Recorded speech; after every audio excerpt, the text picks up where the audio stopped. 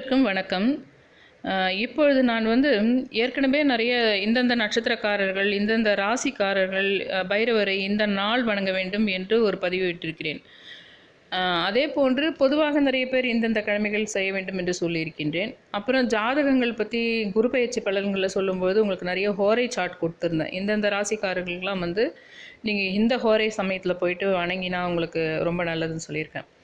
அதன்படி இப்போ நான் போட போகிறது உங்களுடைய அதாவது எந்தெந்த நட்சத்திரக்காரர்களுக்கு என்னென்ன கிரகதோஷங்கள் இருக்கின்றன, அவர்கள் பைரவரில் எந்த பைரவரை வணங்க வேண்டும், அதுக்கான பூஜை முறை, இதனோடு எண்கணித முறையும் சேர்கின்றது.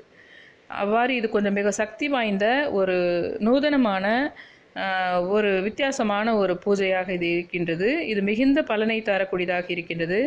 அதாவது இவற்றில் எண்கணிதம் வருகின்றது, நவதானியம் வருகின்றது, அதே சமயத்தில் ஹோரை வருகின்றது, அதுக்கப்புறம் என்னென்ன நட்சத்திரங்கள் வருகின்றது, அதோடு இல்லாமல் எந்த ராசிக்கு அந்த அதிபதியாக இருக்கின்றது, எல்லாம் இதில் இணைகிறார்கள். ஆனால் பைரவரில் கூட எந்தெந்த ராசிக்காரர்கள், அதாவது எந்தெந்த நட்சத்திரக்காரர்கள் எந்தெந்த பைரவர் என்றும் இவற்றில் நான் கூறப்போகின்றேன். இந்த பூஜையை எல்லாவற்றையுமே நீங்கள் வீட்டில் தான் செய்ய போகிறீர்கள்.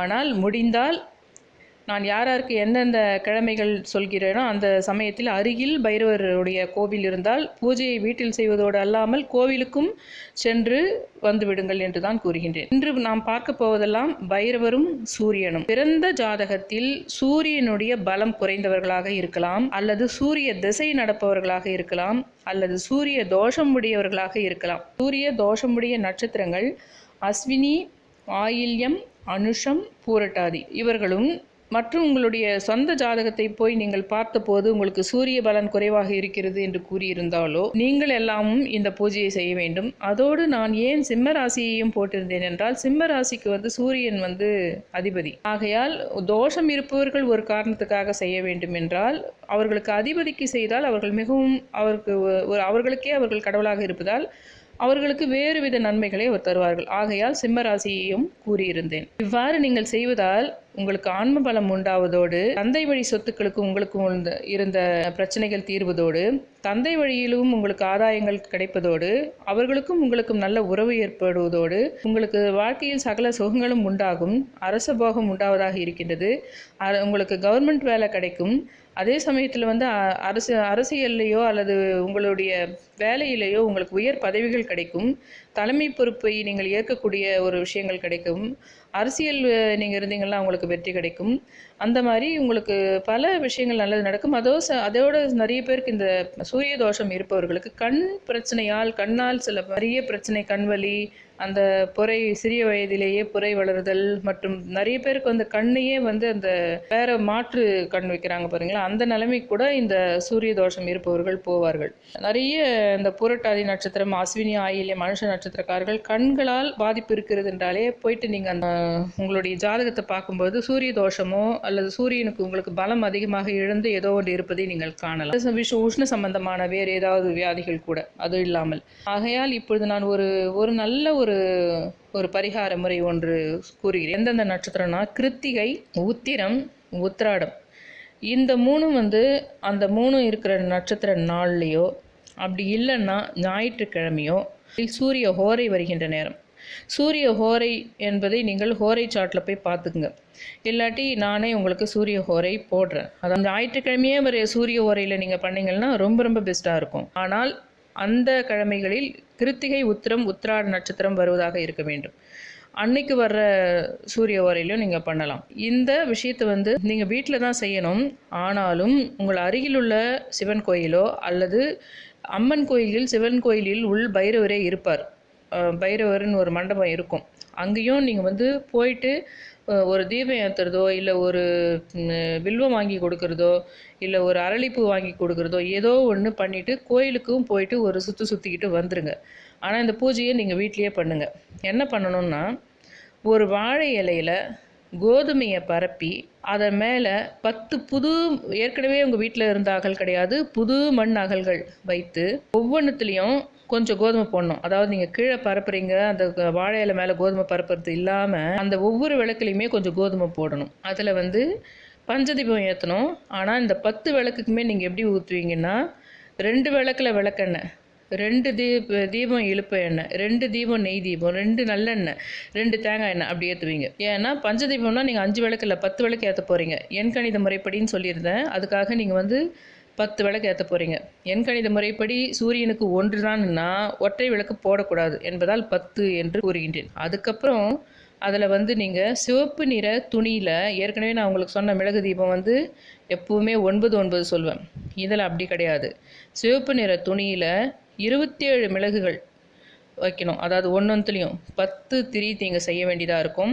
ஒரு திரியிலும் 27 மிளகுகள் வைத்து முடிச்சு போட்டு திரியாக செய்து கொள்ள வேண்டும். எப்படி எள் தீபத்துக்கு கோயிலில் எப்படி முடிச்சு போட்டு எள்ளு வச்சு பண்ணுறாங்களோ அந்த மாதிரி ஒரு சிவப்பு துணியிலும் 27 மிளகுகள் வைத்து திரியாக நீங்கள் செய்து கொண்டு இந்த 10 திரிகளையும் ஒவ்வொரு அகலிலும் வைத்து மொத்தம் நீங்கள் 10 தீபங்கள் ஏற்ற வேண்டும். இந்த பஞ்ச தீபம் என்பதை, அந்த 5 எண்ணெய்கள் என்பதை நீங்கள் என்ன பண்ணணும்னா, 2த்துல விளக்கெண்ணெய், 2 தீபத்தில் இழுப்பு எண்ணெய், 2 தீபத்தில் நெய், 2 தீபத்தில் நல்லெண்ணெய், 2 தீபத்தில் தேங்காய் எண்ணெய் ஊற்றணும்.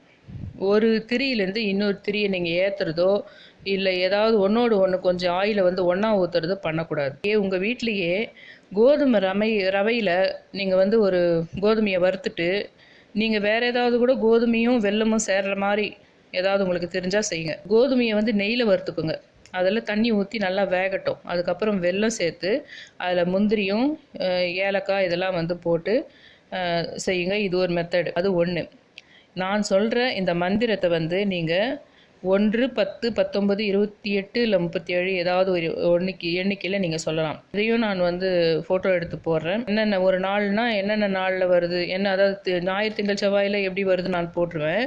நீங்கள் வந்து கேலண்டரில் கிருத்திகை உத்திரம் உத்திராட நட்சத்திரம் வர நாளாக இருந்தாலும் பரவாயில்ல, இல்லை ஞாயிற்றுக்கிழமையாக இருந்தாலும் ஞாயிற்றுக்கிழமை வர சூரிய வரையில் இருந்தாலும் பரவாயில்ல.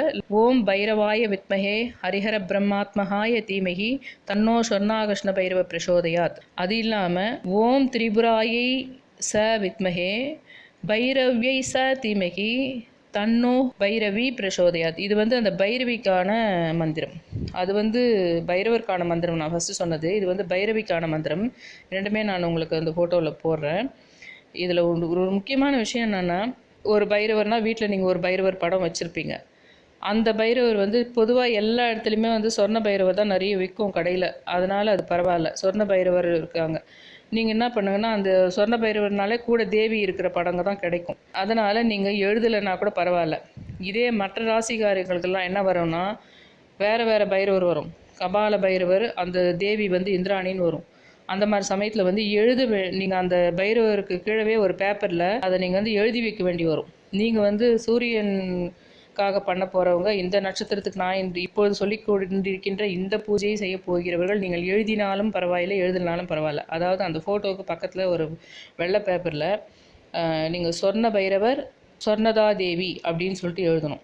ஏன்னா இந்த சூரிய பிரச்சனை இருக்கிறவங்க, அதே சமயத்தில் சூரியன் அதிபதியாகவே இருந்த சிம்மராசிக்கும் நான் சொல்லியிருக்கேன், வணங்க வேண்டிய பைரவர் சொர்ண பைரவர் தேவி, சொர்ணதா தேவி. இதை வந்து நீங்கள் ஒரு பேப்பரில் எழுதி அந்த இடத்துல வந்து வச்சுட்டு அது பறக்காமல் ஏதாவது ஒரு வெயிட் மாதிரி வச்சுருங்க. உங்கள் கண்ணில் படணும் அந்த சொர்ண பைரவர் சொர்ணதா தேவின்னு. உங்கள் மைண்டில் நீங்கள் நினைக்கணும், சொர்ண பைரவர் சொர்ணதா தேவின்னு சொல்லிட்டு நினைக்கணும். அப்புறம் வந்து இந்த பூஜையை வந்து நீங்கள் 9 நாள் செய்ய வேண்டியிருக்கும். நீங்கள் என்ன பண்ணலான்னா 9 ஞாயிற்றுக்கிழமையிலும் செய்யலாம். அதுதான் பெஸ்ட்டாக இருக்கும். ஏன்னா நிறைய பேருக்கு லீவும் இருக்கும், அந்த சமயத்தில் பண்ண முடியும். இல்லை நீங்கள் கொஞ்சம் ஃபாஸ்ட்டாக பண்ணி முடிக்கணும்னு இருக்குது 9 முறை அப்படின்னா, கிருத்திகை நட்சத்திரம், உத்திர நட்சத்திரம், உத்திராட நட்சத்திரத்தில் வர நாளும் பண்ணிவிட்டு ஞாயிற்றுக்கிழமையும் பண்ணிவிட்டு அப்படியும் முடிக்கலாம். கடகடான்னு முடிக்கலாம். அதாவது ஆக மொத்தத்தில் 9 நாள் பண்ண வேண்டியிருக்கும். நீங்கள் ஒவ்வொரு ஞாயிற்றுக்கிழமையும் சூஸ் பண்ணிக்கிறது உங்களுக்கு ஈஸியாக இருக்கும்னு நான் நினைக்கிறேன். இது எல்லாமே வந்து ஒரு இதுவாக நான் சொல்லிக்கிட்டு போக போகிறேன். தொடர்ந்து பார்த்துட்டே வாங்க. எந்தெந்த நட்சத்திரக்காரர்களுக்கு என்னென்ன தோஷம், என்ன கிரகம் அப்படின்னு.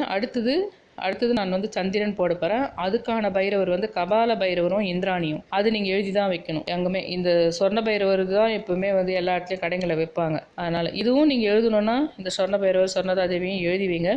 அந்த ஸ்லோகத்தை மட்டும் நீங்கள் இந்த எண்ணிக்கையில் சொல்லணும். ஸ்லோகத்தை நீங்கள் வந்து 1, 10, 19, 28, 37 எண்ணிக்கையில் வர மாதிரி உங்களுக்கு விருப்பமாக எத்தனை முறை சொல்லணுமோ சொல்லலாம். அதாவது தேவிக்கு சொன்னதும் சரி, பைரவருக்கு சொன்னது இரண்டுமே. அது இல்லாமல் இதை செய்ய வேண்டியது மட்டும் நீங்கள் 9 நாள் வர மாதிரி செய்யணும். இது கோயிலுக்கு போயும் நீங்கள் அதே சமயத்தில் பக்கத்தில் இருக்க ஒரு சிவன் கோயிலுக்கோ பைரவர் சன்னதியிலையோ போய் அன்னைக்கு ஒரு சுற்றிக்கிட்டு வந்துடுறதும் உங்களுக்கு நல்லது. இந்த பூஜையை நீங்கள் செய்து பாருங்கள். ஏனென்றால் நமக்கு தெரியாது, என்னென்னவோ செய்து பார்ப்போம், நம்ம முடியாது. கடைசியில் என்னன்னா நமக்கு ஒவ்வொருத்தருக்கும் ஒரு கிரகம் தோஷமாக இருக்கும். அந்த தோஷத்தின் காரணமாக தான் என்ன பண்ணுன்னா, நீங்கள் எதை பண்ணாலும் தடையாக இருக்கும், நீங்கள் எவ்வளோ ட்ரை பண்ணாலும் பிரச்சனையாக இருக்கும். அதனால் இதை இப்போ நம்மளுக்கு எப்படி மாட்டுக்கு கொடுத்து, நாய்க்கு சாப்பாடு போட்டு, காக்காவுக்கு சாப்பாடு போட்டு கர்ம வினைகள் தீர்த்தா சில பேருக்கு உங்களுக்கு ரிலீவ் ஆகிடுவாங்களோ, அந்த மாதிரி சில பேருக்கு இந்த கிரக தோஷங்கள் காரணமாக கூட கிரக தோஷங்களையும் நீங்கள் மனசில் வச்சுக்கிட்டு இது மாதிரி பூஜைகள் பண்ணும்போது நல்ல பலன்களும் வாழ்க்கையில் நிம்மதியும் சந்தோஷங்களும் உங்களுக்கு கிடைக்கும் என்று அனைவரையும், இந்த நட்சத்திரக்காரர்கள், அதாவது சூரிய தோஷ நட்சத்திரக்காரர்களையும் சூரிய அதிபதியான சிம்மராசிக்காரர்களையும் எல்லாரையும் அனைவருக்கும் வாழ்த்தி உங்களுக்கு சூரிய பகவானின் அருள் கிடைக்க வேண்டும் என்று வணங்கி முடித்துக் கொள்கிறேன். தேங்க்யூ ஃபார் வாட்சிங் மை வீடியோஸ். சப்ஸ்கிரைப் பண்ணுங்கள், கமெண்ட் பண்ணுங்கள், ஷேர் பண்ணுங்கள், லைக் பண்ணுங்கள். க்ரே கலரில் இருந்தால் நீங்கள் பண்ண வேணாம், ரெட் கலரில் சப்ஸ்கிரைப் பட்டன் சொல்லிட்டு இருந்தால் மட்டும் பண்ணால் போதும். Thank you all.